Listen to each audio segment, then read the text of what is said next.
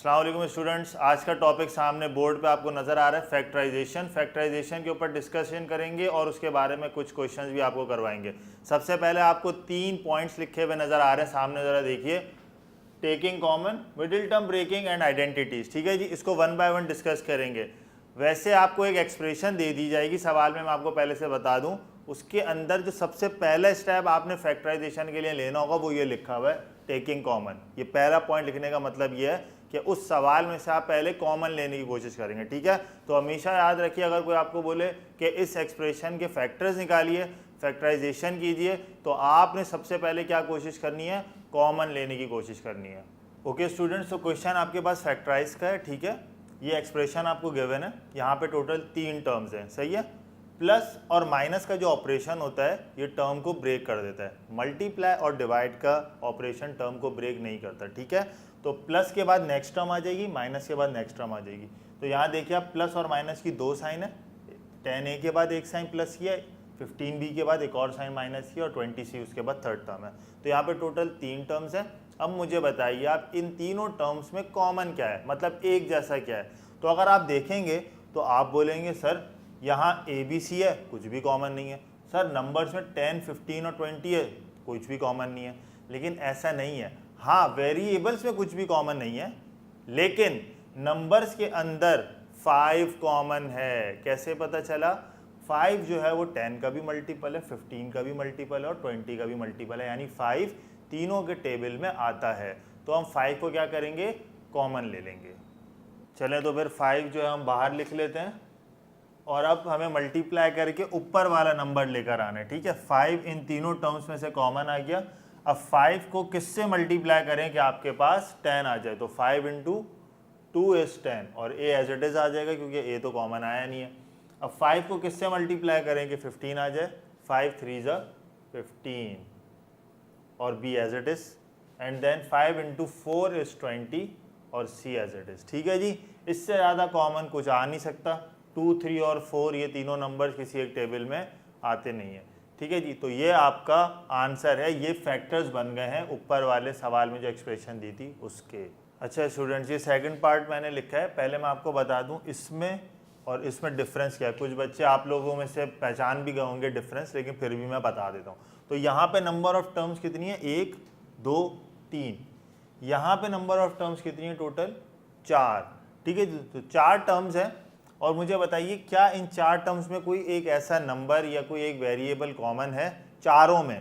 तो अगर हम देखें 3 एक टर्म में आ रहा है, दूसरी टर्म में आ रहा है, लेकिन इन दोनों टर्म्स में नहीं आ रहा, तो 3 कॉमन नहीं है। a इधर आ रहा है, इधर आ रहा है, लेकिन इन दोनों में नहीं आ रहा, तो a कॉमन नहीं है। c इधर आ रहा है, इधर आ रहा है, इधर भी आ रहा है, लेकिन चौथी टर्म में नहीं आ रहा, तो c भी चारों टर्म्स में से कॉमन नहीं है। तो चारों टर्म्स में से कुछ भी कॉमन नहीं है। जैसे यहाँ पे 3 टर्म्स में से कुछ ना कुछ कॉमन आया था, 5 कॉमन आया था। अब क्या करेंगे, अगर आपके पास 4 टर्म्स हैं और चारों टर्म्स में से कुछ कॉमन नहीं आ रहा, तो आपने 2-2 करके कॉमन लेना है। मतलब पहले पहली 2 टर्म्स में से कॉमन लेना है, उसके बाद नेक्स्ट 2 टर्म्स में से कॉमन लेना है। ठीक है जी, क्लियर हो गया। अब पहली 2 टर्म्स में से आपको नजर आ रहा होगा ये 2 टर्म्स है। देखिए क्या चीज है जो एक जैसी इन दोनों टर्म्स में है, क्या है, a। सही है जी, तो a को हम ले लेते हैं बाहर, a बाहर आ जाएगा। अब पहली टर्म्स में 3a जो पहली टर्म है, मैंने आपको बताया था माइनस और प्लस की साइन के बाद टर्म्स चेंज होती रहती हैं। तो पहली टर्म यहाँ से यहाँ तक है, 3 से लेके a तक। सही है, इससे पहले इस माइनस की साइन से पहले तक फर्स्ट टर्म है।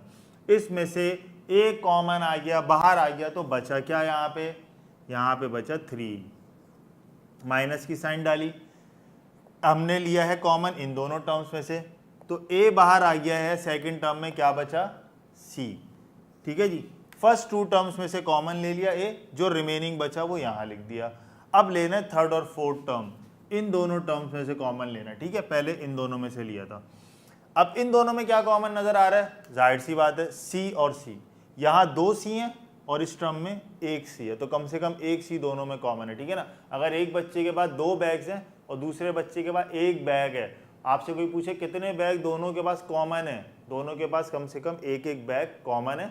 दूसरा बैग एक के पास है, लेकिन पहले वाले के पास वो बैग नहीं है दूसरा, तो इसलिए 1-1 बैग कॉमन है। तो ये एग्जाम्पल इधर है कि यहाँ 1 c है, यहाँ 2 c है, तो 1 c कम से कम दोनों में कॉमन है। ठीक है जी, तो अब क्या करते हैं हम c कॉमन ले लेते हैं यहाँ से। अच्छा यहाँ पे अब थोड़ा सा मसला आता है साइन का। अगर तीसरी टर्म के साथ माइनस की साइन है, मेरी बात याद रखिएगा, अगर तीसरी टर्म के साथ माइनस की साइन है तो आपने माइनस की साइन कॉमन लेनी है, ठीक है। चौथी टर्म के साथ प्लस हो या माइनस हो कोई फर्क नहीं पड़ता, तीसरी टर्म की साइन बहुत इंपॉर्टेंट है। अगर यहाँ माइनस है तो माइनस लेंगे, अगर यहाँ प्लस है तो प्लस लेंगे, ठीक है। रिगार्डलेस कुछ भी साइन हो प्लस माइनस की फोर्थ टर्म के साथ, उससे कोई फर्क नहीं पड़ता। सी आपने कॉमन ले लिया। अब मुझे बताइए 3 और सी में से जब सी बाहर आ जाएगा तो क्या बचेगा, 3 बचेगा, ठीक है जी। अच्छा यहाँ पे प्लस है, हम लिखेंगे माइनस। क्यों लिखेंगे मैं आपको बताता हूँ, माइनस, और यहाँ 2 सी थे, 1 सी बाहर है तो 1 सी अंदर बच गया, ठीक है। अब माइनस ये क्यों आया, ये प्लस था, ये माइनस क्यों आया, इसकी एग्जाम्पल और इसकी एक बात समझ लीजिए गौर से कि माइनस जब भी आप किसी टर्म में से बाहर लेते हैं, मैंने अभी क्या कॉमन लिया, ये जो ब्रैकेट लगा हुआ है इसके बाहर कॉमन क्या है, सी, और माइनस की साइन भी बाहर है। जब भी माइनस बाहर लिखोगे आप ब्रैकेट के तो अंदर वाली साइनें क्या हो जाएंगी, चेंज हो जाएंगी। एक एग्जाम्पल यहाँ पे देखिए, अगर आपके पास लिखा हुआ है -5 + c, ठीक है ना, ये लिखा हुआ है, और मैं आपसे बोलूँ माइनस कॉमन ले लें, माइनस बाहर लिख लें, तो होगा क्या, आप माइनस बाहर लिखोगे, ब्रैकेट स्टार्ट करोगे, 5 लिखोगे। ये 5 क्यों आया, माइनस क्यों नहीं लिखा आपने 5 के साथ, 5 के साथ तो माइनस था, आपने इस ब्रैकेट के अंदर 5 के साथ माइनस इसलिए नहीं लिखा क्योंकि आपने माइनस बाहर कॉमन ले लिया है, तो अंदर वाले की साइन क्या हो जाती है, चेंज। इसी तरह इस प्लस की साइन भी क्या हो जाएगी, -c। तो याद रखिएगा जब भी आप माइनस कॉमन लेंगे तो अंदर वाले जो नंबर्स हैं, ये जो 5 और c, इनकी साइनें बदल जाएंगी, चेंज हो जाएंगी, उल्टी हो जाएंगी। -5 + 5 हो जाएगा, +c -c हो जाएगा। कब, जब आप क्या कॉमन लेंगे, बाहर क्या लिखेंगे, माइनस, जैसे मैंने यहाँ लिखा, ठीक है। अगर किसी और केस में प्लस आता तो फिर साइन चेंज नहीं होती। अच्छा स्टूडेंट्स, ये तीसरा पार्ट है, इसके अंदर आपने सबसे पहले क्या करना है, कॉमन ढूंढना है कि कॉमन तीनों टर्म्स में है या नहीं है। तो देखिए फर्स्ट टर्म में x² है, सेकंड में x है, इन दोनों में x कॉमन है, तीसरी टर्म में x गायब हो गया, 12 के साथ x नहीं है, तो इसका मतलब कॉमन x नहीं हुआ। कोई नंबर 12 यहाँ लिखा हुआ, यहाँ 7 है, 12 और 7 आपस में कॉमन ही नहीं है क्योंकि दोनों एक ही टेबल में आते ही नहीं है, तो कॉमन यहाँ पे कुछ भी नहीं है। जब कॉमन कुछ भी नहीं होगा तो फिर आ जाएंगे दूसरे स्टेप पे, क्या कहता है second step, middle term break कर दीजिए। कुछ बच्चों को मिडिल टर्म ब्रेक का पता होगा, कुछ बच्चों को मिडिल टर्म ब्रेक का नहीं पता, तो जिनको नहीं पता वो गौर से देख लें, जिनको पता है वो भी देख लें, रिवीजन हो जाएगा उनका। मिडिल टर्म ब्रेक आपने करनी कैसे है, मिडिल टर्म ब्रेक का मतलब है मिडिल टर्म को तोड़ना है, सही है। ये लिखा हुआ है 7, अब आपने करना क्या है, सबसे पहले आपने ये जो x² है, इसको वेरिएबल बोलते हैं, इसका जो कोफिशिएंट है, मतलब x² के साथ जो नंबर है, कोई नंबर नहीं लिखा हुआ है यहाँ पे, जब भी कोई नंबर नहीं होता तो नंबर होता है, कोफिशिएंट होता है 1, ठीक है। जैसे अगर यहाँ लिखा हुआ है x, कोई आपसे पूछे भाई x के साथ क्या है, जैसे यहाँ पे x के साथ क्या नजर आ रहा है आपको, 7, अगर सिर्फ x नजर आ रहा है, कोई नंबर लिखा हुआ नजर नहीं आ रहा, तो उसके साथ हमेशा क्या होगा, 1 होगा, ठीक है। इसी तरह x² के साथ यहाँ पे कोफिशिएंट क्या है, 1 है।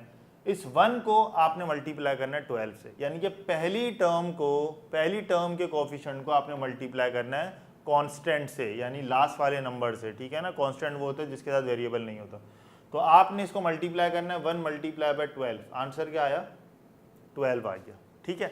अब इस 12 के आपने क्या निकालने हैं, फैक्टर्स निकालने हैं, ठीक है।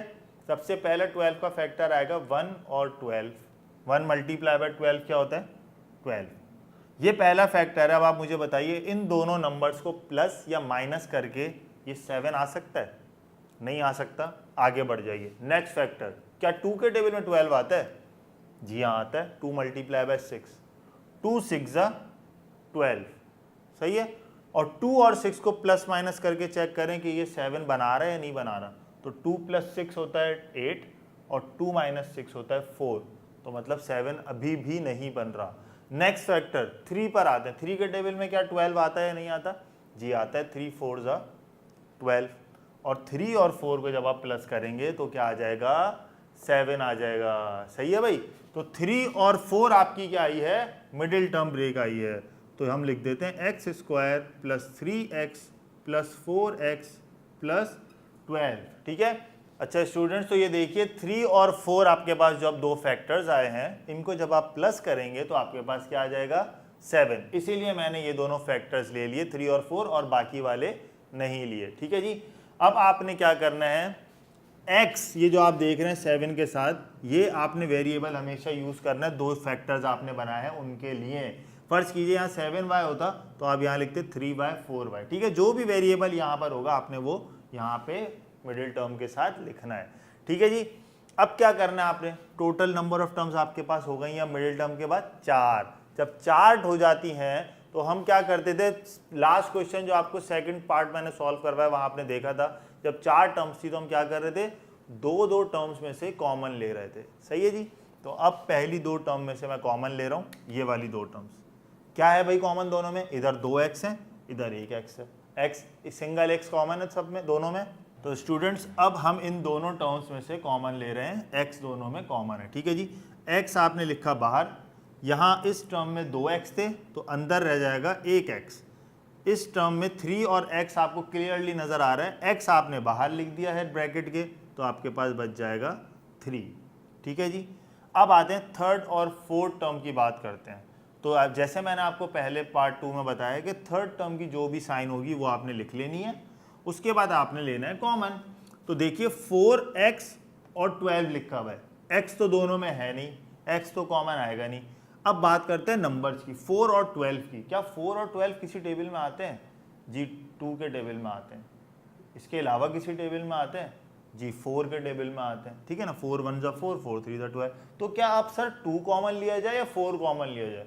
तो कॉमन आपने लेना है बड़ा वाला नंबर। ठीक है, अगर 2 नंबर कॉमन है, किसी 2 नंबर्स में 6 भी कॉमन है और 12 भी कॉमन है, तो बड़ा कौन सा है? 12। तो 12 कॉमन लेंगे। जैसे इस कंडीशन में क्या कॉमन है, 2 भी कॉमन है, 2 भी आता है, 2 2 जा 4, 2 6 जा 12, लेकिन 4 भी कॉमन है, तो जो बड़ा है वो 4 है, वो आपने कॉमन लेना है। 4 आपने कॉमन लिया। अब बताइए यहाँ क्या बच गया, जब 4 बाहर चले गया, ये है ना थर्ड टर्म, 4x में से 4 बाहर चले गया तो आपके पास बचा x, और 4 बाहर चले गया 12 के पास से, तो 12 कब आएगा? 4 का टेबल आप कितना पढ़ोगे कि 12 आएगा? 4 1 जा 4, 4 2 जा 8, 4 3 जा 12। 3 टाइम्स पढ़ने पे आ रहा है तो यहाँ पे आ जाएगा 3। ठीक है जी, ये आपने कॉमन ले लिए। अब आपको पता कैसे चलेगा कि आपने सही कॉमन लिया गलत लिया? आपको ऐसे पता चलेगा कि आपके ये दोनों ब्रैकेट सेम आने चाहिए। सही है, अगर ये आपके पास दोनों ब्रैकेट सेम आ रहे हैं तो इसका मतलब आपने जो कॉमन लिया है वो क्या लिया है? ठीक लिया है। सही है जी। तो आपने यहाँ से कॉमन ले लिया x प्लस 3। ये जो 2 ब्रैकेट्स एक जैसे लिखे हुए हैं ये आपने एक दफ़ा लिखना है, और ये जो आपके पास ब्रैकेट के बाहर है ये आपने एक दफ़ा लिखना है, x प्लस 3 x प्लस 4, ये आपका आंसर है। दोबारा रिपीट कर रहा हूँ ये वाला स्टेप। ये आपके पास 2 ब्रैकेट एक जैसे आ गए, अगले स्टेप में आपने इन दोनों ब्रैकेट्स को एक दफ़ा लिखना है, और जो ब्रैकेट के बाहर जो कुछ लिखा हुआ है, क्या लिखा हुआ है? x लिखा हुआ है और प्लस 4 लिखा हुआ है ब्रैकेट के बाहर, ये आपने दूसरे ब्रैकेट में लिखना है। ये आपका आंसर है। ये दोनों फैक्टर्स हैं इस एक्सप्रेशन के। अच्छा स्टूडेंट्स, अभी तक के लिए इतना ही रखते हैं, और इस टॉपिक पे आपको कुछ फर्दर वीडियोस भी आपसे शेयर की जाएंगी। अभी मैंने आपको टेकिंग कॉमन और मिडिल टर्म ब्रेकिंग समझाई है। ठीक है, कुछ पार्ट्स आगे की वीडियोस में ऐसे भी मैं आपको करवाऊंगा जिधर ये दोनों चीज़ें एक ही सवाल में आपको मिलेंगी। ठीक है, अभी तो ऐसा हुआ ना कि एक सवाल में आपको मिल गया टेकिंग कॉमन, एक सवाल में आपको मिल गया मिडिल टर्म ब्रेकिंग। आगे कुछ ऐसे सवाल होंगे जहाँ पे आप कॉमन भी ले रहे होगे और उसी सवाल में फिर मिडिल टर्म ब्रेक भी करोगे। ठीक है, उसके बाद फिर हम आएंगे थर्ड पे, आइडेंटिटीज पे। ठीक है, नेक्स्ट वीडियो से रिलेटेड मैं आपको बता रहा हूँ, और आइडेंटिटीज के अंदर आपने 10 आइडेंटिटीज पढ़नी है। ठीक है, तो इंशाल्लाह मैं आपको 10 की 10 आइडेंटिटीज से रिलेटेड क्वेश्चंस करवाऊंगा।